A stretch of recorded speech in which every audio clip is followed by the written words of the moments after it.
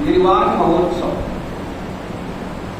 निर्वाण शब्द के कई अर्थ होते।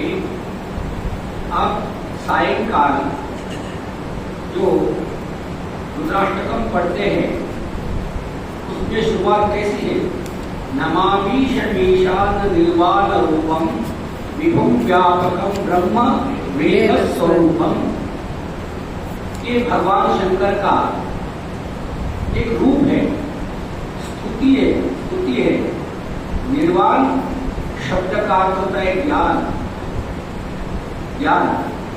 इसलिए उदासीन संप्रदाय में अखाड़े में वो संत के नाम ब्रह्मचारी पर निर्वाण कहते हैं। निर्वाण मतलब ज्ञानी। तो भगवान जैसे भगवान शंकर का निर्वाण रूप है, ज्ञान रूप है, जैसे निर्वाण रूपम विभुम व्यापकम ब्रह्म वेद स्वरूपम। निर्वाण रूपम विभुम मतलब व्यापक है, इतना व्यापक है कि उसके बराबर बड़ी वस्तु संसार में तुलनात्मक नहीं है। हम तुलना कहते हैं भाई रोहतक कितना बड़ा है, पूरे भिवानी के बराबर है। दूसरा कहेगा नहीं, रोहतक भिवानी से बड़ा है। तो हमेशा तुलना दो वस्तु में होती है, बराबर की वस्तु में। परंतु जो ब्रह्म का रूप है, परमात्मा तत्व है, उसके बराबर दूसरा कोई तत्व नहीं है। विभुम व्यापकम, तो व्यापक तत्व है। और उसी को हम क्या कहते हैं? ब्रह्म है, ब्रह्म स्वरूप है, मतलब आत्म तत्व है। ब्रह्म से ब्रह्म है। वो तत्व कैसे है?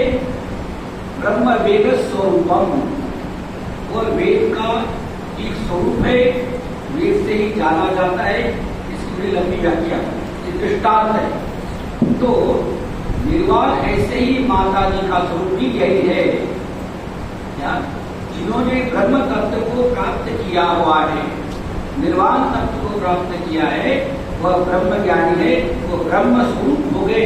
उनके स्वरूप के बराबर संसार में दूसरा रूप नहीं है।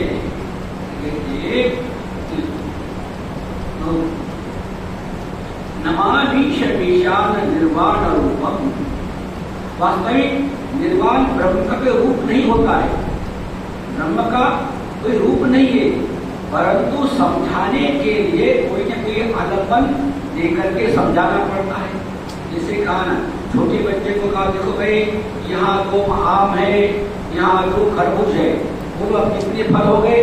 बोले 2 आम और 2 खरबूज 5 हो गए। ओम नमः पार्वती पते हर हर महादेव। यहाँ 2 मोर बैठे हुए हैं, उधर 2 मोर है, कितने हो गए? 4। तो सिखाना है गणित, मैथ सिखाना है कि 2 और 2 4। बच्चे को, छोटे बच्चे को बोलो 2 और 2 कितने हो गए? 4। वो समझ नहीं पाएगा। तो ऐसे ही आलम्बन लेकर के उसे गणित समझाया जाता है। ऐसे ही जो ब्रह्म तत्व है उसको हम बोल नहीं सकते, वो वाणी का विषय नहीं है, वाणी से बोलते हैं। जो शब्द का विषय नहीं है लेकिन शब्द से बोलते हैं। इसलिए एक आलम्बन, किसी भी वस्तु को समझाने के लिए आलम्बन लेकर के समझा जाता है। तो ऐसे ही आलम्बन लेकर समझा रहे। नमामि शमीशान निर्वाण रूपम विभुम व्यापकम ब्रह्म वेद स्वरूपम। तो ज्ञान व्यापक है, तो यही माता जी का जो निर्वाण रूप है, जो ज्ञान रूप है, वे व्यापक है और ब्रह्म स्वरूप है, ब्रह्म ही है। क्योंकि ब्रह्म स्वरूप कहने से नहीं होता, समझाने के लिए सही प्रक्रिया है ब्रह्म स्वरूप। तो यही रूप है। तो ऐसे ब्रह्मज्ञानी के लक्षण क्या है? ये हो गए ब्रह्म की व्याख्या, माता जी के ज्ञान की। लेकिन लक्षण क्या है? हम हमेशा बहिरंग व्यवहारिक वस्तु को जानते हैं। क्यों? हम 24 घंटे व्यवहार में रहते हैं। 24 घंटे व्यवहार में रहने वाले व्यवहार को ही देख करके अंदाज लगाते हैं। उन्हें उनके मूल बात का ज्ञान नहीं होता। उदाहरण, एक मंदिर में सायंकाल आरती हो रही थी, मंदिरा बज रहा था, झम झम झम झम बज रहा था। उस आरती में एक दुकानदार भी था, एक पहलवान भी था और एक तीसरा भी आदमी था। तो बोले एक मंजिला क्या बोल रही है? तो भक्त बोल रहा है, बोले सीताराम सीताराम सीताराम बोल रही है। दूसरा बोल रहा नहीं, ये बोल रही है दंड बैठक कसरत बोल रही है। तीसरा बोल रहा नहीं, ये नून मिर्ची अदरक ये ऐसा बोल रही है। क्यों कि वहाँ अपने अपने भाव के अनुसार उस ढोलक के मंजिले के अर्थ निकाल रहे हैं। तो ऐसे ही हम किसी ब्रह्म ज्ञानी के व्यवहार को देख करके अर्थ निकालते, तो उनसे ज्यादा प्रेम करते, उनसे ज्यादा मिलते, हमको नहीं मिलते, उनसे ज्यादा देखते। ये हमारी बाह्य दृष्टि है, ये दृष्टि का कोई कीमत नहीं है। तो ऐसे लक्षण हमारे श्रीमद् भगवद गीता में हर शास्त्र में ब्रह्म तत्व क्या है, ब्रह्म तत्व प्राप्ति के उपाय क्या है और जिन्होंने प्राप्त किया है उनके लक्षण क्या है, तीनों बातें उसमें समझाई गई है। चाहे हनुमान चालीसा हो, चाहे श्रीमद् भगवद गीता हो, तुलसी रामायण हो या कोई पुराण हो, सब में महापुरुष उस परम तत्व क्या है, परम तत्व प्राप्ति का उपाय क्या है और उस परम तत्व प्राप्त करने वाले संत के व्यक्ति के लक्षण क्या है। तो परम तत्व प्राप्ति का उपाय क्या है? आप जानते क्या उपाय है? देखो, एक संत के पास 5-6 लोग अपने बच्चों को लेकर के आए, छोटे छोटे बच्चे को लेकर आए। एक ने कहा महाराज जी इस बच्चे को हम डॉक्टर बनाना चाहते हैं। दूसरा बोला हम हमारे बच्चे को इंजीनियर बनाना चाहते हैं। तीसरा बोला इस बच्चे को हम पायलट बनाना चाहते हैं। ऐसे अपनी अपनी अपेक्षा लेकर के आए। तो बताओ हमें उपाय क्या करना चाहिए, हम इसे कैसे डॉक्टर बनाएंगे, कैसे इंजीनियर बनाएंगे, कैसे पायलट बनाएंगे, उपाय बताओ। तो गुरु जी ने कहा देखो आपको जो कुछ बनना हुआ है तो इनको पहले पहली कक्षा में स्कूल में दाखिला दे दो, स्कूल में भर्ती करो। ये जिस दिन स्कूल में जाना शुरू करेंगे उसी दिन से थोड़ा ज्ञान हासिल करते वो डॉक्टर इंजीनियर बन जाएंगे। ऐसे ही तुलसीदास जी के पास 2-4 भक्त चले गए। उन्होंने कहा तुलसीदास जी महाराज हम तो गांव के लोग हैं, हम तो दिन भर खेती बाड़ी करते हैं, हमें भगवान की प्राप्ति कैसे हो जाएगी, थोड़ा हमें समझाओ। दूसरे शहर के लोग हम तो दिन भर नौकरी में रहते हैं, ऑफिस में रहते हैं, हमें बताओ हमें मुक्ति का उपाय क्या है। तीसरा आगे एक व्यापारी गया, हम तो व्यापार में बड़े परेशान रहते हैं, हमें समय नहीं मिलता, लेकिन सोचा है कि जीवन का लक्ष्य क्या है, परमात्मा प्राप्ति क्या है, हम कैसे प्राप्त करेंगे, भगवान की भक्ति क्या करेंगे, कुछ हमें उपाय बताओ। 3-4 प्रकार के लोग तुलसीदास जी के पास गए और अपने विचार कि हमें हमारा कल्याण कैसा होगा, इसलिए हमें क्या करना चाहिए। तब तुलसीदास जी ने कहा कि प्रथम भगति कर संतन संगा, तुम्हें जो भी बनना है, भगवत तत्व क्या है जानना चाहते हो, भगवान क्या है जानना चाहते हो, भक्ति क्या है जानना चाहते हो, जो भी तुम्हें आध्यात्मिक शंका होगी, जो भी धर्मशास्त्र के अनुसार बनना चाहते हो, उसकी पहली सीढ़ी क्या है, प्रथम भगति कर संतन संगा।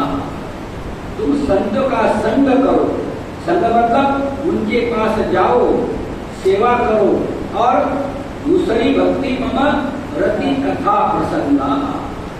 संत क्या करेंगे, वो थोड़ी करेंगे कि शेयर मार्केट का भाव क्या है, चुनाव में कौन जीता है, कौन हारा है, मार्केट में किस सब्जी का क्या भाव चल रहा है। नहीं, वे धर्मशास्त्र की चर्चा करेंगे।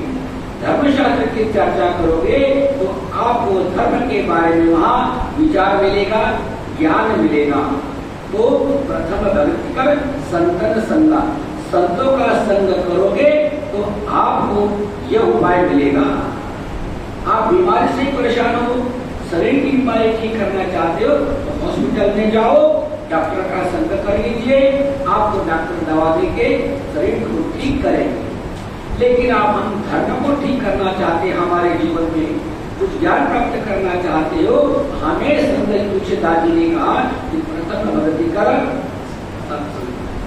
यही शंकराचार्य के पास भी उस समय बहुत से लोग गए, तो शंकराचार्य ने यही कहा कि सत्संगत्वे निस्संगत्वम, सत्संग करो, सत्संग से ही निस्संगत्व आएगा। ये भारत की परंपरा कब की है?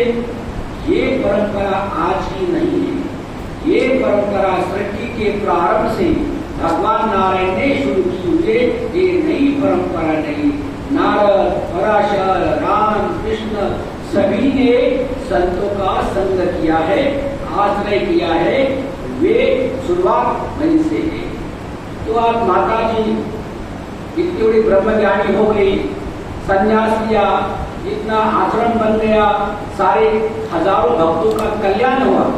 इसकी शुरुआत माता ने कहाँ से करी? माता जी ने भी कैलाश आश्रम के अष्टम पीठाधीश्वर ब्रह्मज्ञानी महापुरुष थे, उनका संग किया, उनसे ज्ञान प्राप्त किया, उनके चरणों में ध्यान लगा के बैठ करके ज्ञान ग्रहण किया, तब वहीं से माता यहाँ तक पहुंची।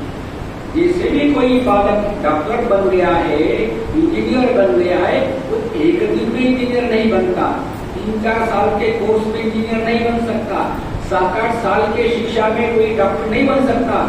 उस बनने की शुरुआत पहली कक्षा से प्रारंभ हो गई थी, शिक्षा से, तब 20-25 साल में वो डॉक्टर इंजीनियर बना।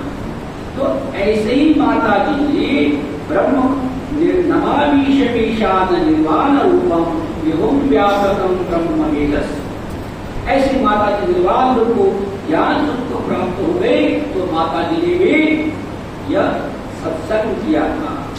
तो इस ब्रह्मज्ञानी के लक्षण, माता जी के लक्षण हमारे श्रीमद् भगवद गीता में भी कई बताए थे।